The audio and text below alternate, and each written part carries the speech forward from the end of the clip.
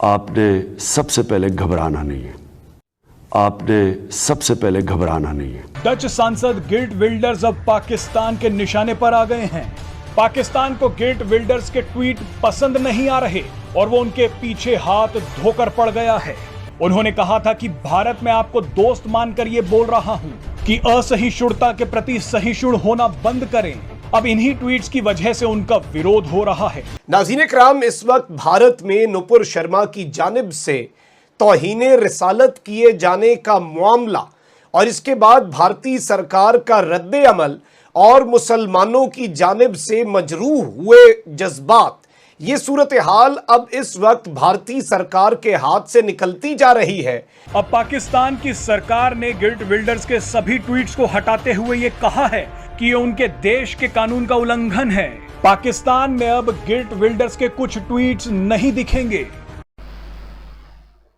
जय श्री राम दोस्तों, और मैं आज आपके लिए एक खास वीडियो लेके आया हूं जिसमें पाकिस्तानी मीडिया नुपुर शर्मा के केस को एक ऐसे केस की तरह दिखाने की कोशिश कर रहा है जिससे ऐसा लग रहा है कि जैसे भारत में बहुत बड़ा सांप्रदायिक दंगा होने वाला है या भारत में हिंदू मुसलमान के बीच में बहुत बड़ा टकराव होने वाला है जो कि उनका मनगढ़ंत कहानियों की तरह लगता है।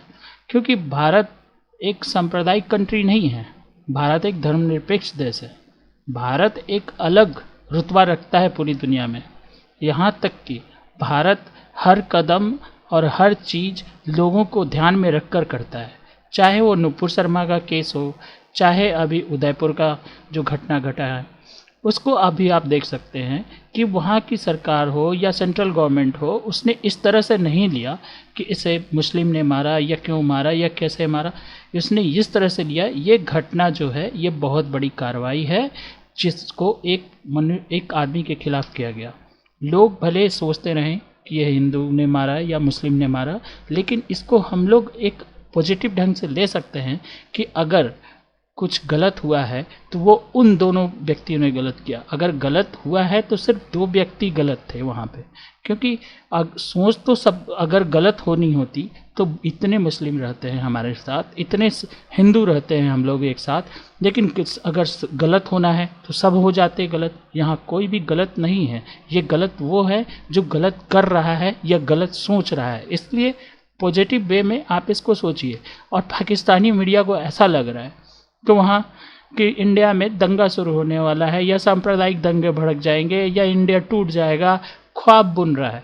वो अलग ही दुनिया में जी रहा है। आप भी मज़े लीजिए, आपको तो ऐसा लगेगा कि जैसे कि वो इंडिया का जो स्थिति है उसको इस तरह से डिस्क्राइब कर रहा है कि आप हंस पड़ेंगे। ऐसा लगेगा जैसे कि भारत में पता नहीं क्या होने वाला है, एकदम भारत पूरा होने वाला है, भारत एकदम बर्बाद हो जाएगा। इस तरह ढंग से पाकिस्तानी मीडिया इसको दिखा रहा है।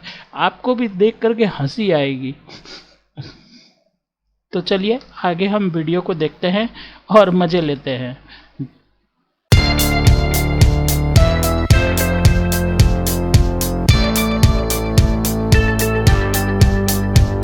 नुपुर शर्मा का समर्थन करने वाले नीदरलैंड्स के सांसद गेर्ट विल्डर्स का भी अब विरोध शुरू हो गया है। जब दुनिया के कई देश भारत का विरोध कर रहे थे उस समय गेर्ट विल्डर्स नुपुर शर्मा के साथ खड़े रहे। डच सांसद गेर्ट विल्डर्स अब पाकिस्तान के निशाने पर आ गए हैं। पाकिस्तान को गेर्ट विल्डर्स के ट्वीट पसंद नहीं आ रहे और वो उनके पीछे हाथ धोकर पड़ गया है। आपको याद दिला दें कि नुपुर शर्मा के बयान के बाद जब दुनिया के कई मुस्लिम देश भारत का विरोध कर रहे थे उस समय गेर्ट विल्डर्स ने कहा था कि भारत को डरने की जरूरत नहीं है। गेर्ट विल्डर्स ने उदयपुर की घटना को लेकर भी एक ट्वीट किया था। उन्होंने कहा था कि भारत में आपको दोस्त मानकर ये बोल रहा हूं कि असहिष्णुता के प्रति सहिष्णु होना बंद करें। अब इन्हीं ट्वीट्स की वजह से उनका विरोध हो रहा है। अब पाकिस्तान की सरकार ने गेर्ट विल्डर्स के सभी ट्वीट्स को हटाते हुए ये कहा है कि ये उनके देश के कानून का उल्लंघन है। पाकिस्तान में अब गेर्ट विल्डर्स के कुछ ट्वीट्स नहीं दिखेंगे। ट्विटर ने इसे लेकर गेर्ट विल्डर्स को एक ईमेल भी भेजा है। ट्विटर ने कहा कि हमें पाकिस्तान की सरकार से आपके कुछ ट्वीट्स को लेकर आपत्ति मिली है। जिसमें दावा किया जा रहा है कि ये उनके देश के कानून का उल्लंघन करते हैं, इसलिए आपके ये ट्वीट्स हटाए जा रहे हैं। आपके ट्वीट्स बाकी दुनिया में दिखते रहेंगे। ट्विटर के ऐसा करने के बाद अब गिल्ट विल्डर्स पाकिस्तान पर जमकर बरसे हैं। उन्होंने कहा कि पाकिस्तान में अधिकारियों को बोलने की स्वतंत्रता या आलोचना पसंद नहीं है, हालांकि मैं बोलने की आजादी की रक्षा करता रहूंगा। नाज़रीन इकराम, इस वक्त भारत में नुपुर शर्मा की जानिब से तौहीने रिसालत किए जाने का मामला और इसके बाद भारतीय सरकार का रद्द अमल और मुसलमानों की जानिब से मजरूह हुए जज्बात, ये सूरत हाल अब इस वक्त भारतीय सरकार के हाथ से निकलती जा रही है। और अब बैक टू बैक इस तरह के वाकयात हो रहे हैं जिन्होंने इस वक्त एक नया अलर्ट जारी कर दिया है और अब एक नया खतरा सर पर मंडला रहा है। नुपुर शर्मा की हिमायत में एक दर्जी ने पोस्ट की थी। उस दर्जी को दो मुसलमानों ने लाइव और वीडियोस बनाकर उसका सर तन से जुदा किया, सर धड़ से जुदा किया और 36 मुख्तलिफ जिस्म के मकामात के ऊपर उस शख्स को चोटें पहुंची। लेकिन अब यह मामला सिर्फ यहीं तक नहीं रुका और एक और वाकया सामने आ चुका है और पूरे भारत में इस वक्त मुसलमान किस तरह से निशाने पर आ चुके हैं, ये तमाम तर डिटेल्स आपके सामने रखनी है। सबसे पहले तो वॉशिंगटन पोस्ट भी इस वक्त इस बात की तस्दीक कर रहा है कि इस वक्त killing of Indian tailor stirs fear of escalating religious violence। और इस वक्त भारत के अंदर कम्युनल और रिलीजियस वायलेंस जो है उसका खतरा मंडला रहा है और किसी भी वक्त सूरत हाल आउट ऑफ कंट्रोल जा सकती है। बात हो रही है जो हिंदुस्तान में जिस तरह से मेरे ख्याल कन्हैया लाल नाम था उसका, जो एक जिसको मार दिया गया और दो मुस्लिम्स ने जो है उनको जो ब्लास्फेमी लॉ करके और ब्लास्फेमी का शोर मचाकर और इस तरह से जो है वीडियो बनाई गई और मारा गया और जैसे कहना चाहिए जान ले ली गई।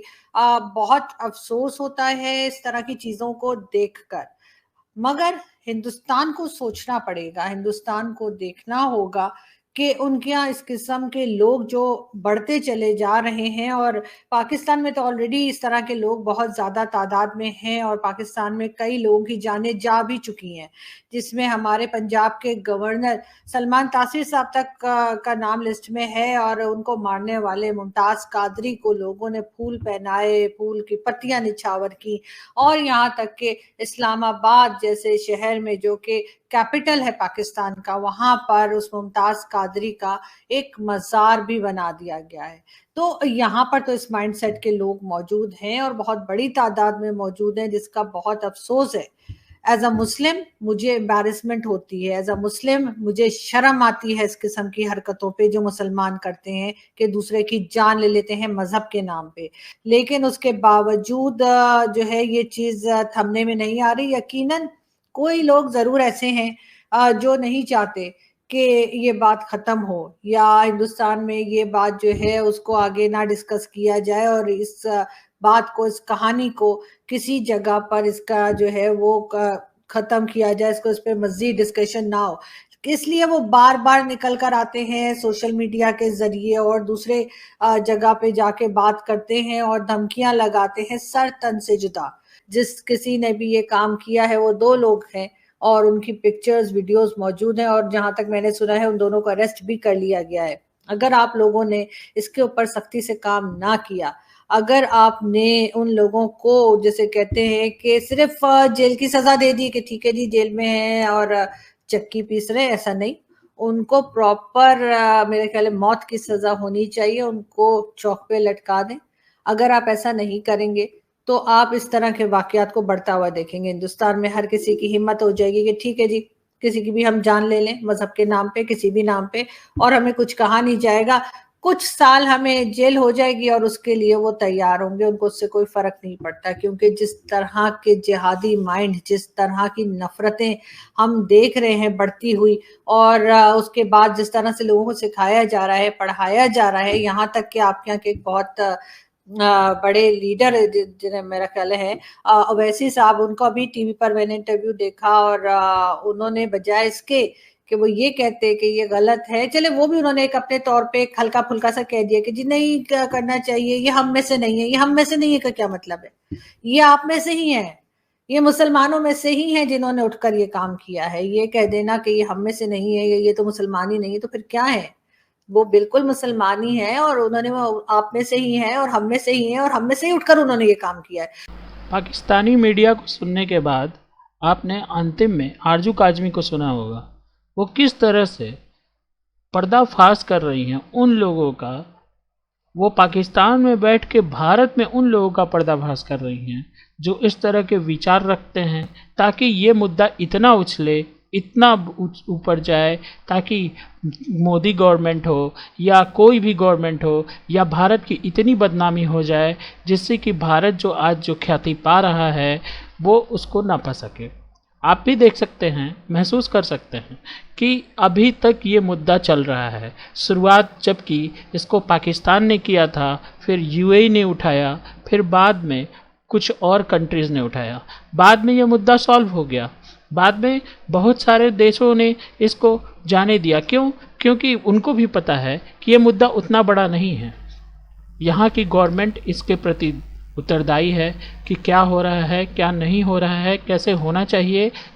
देख सकते हैं कि सुप्रीम कोर्ट ने भी नुपुर शर्मा को लताड़ लगाई, लेकिन मैं इसके पक्ष में हूँ या नहीं हूँ इससे नहीं मायने हैं। मायने ये है कि हमारा देश जो है वो जुड़ा रहना चाहिए, और ये जुड़ा हुआ है और रहेगा, क्योंकि यहाँ के लोग उस तरह से नहीं हैं जिस तरह से पाकिस्तानी हैं, या वो उस तरह से सोचते हैं जिस तरह से हमारे देश को लोग नहीं सोचते।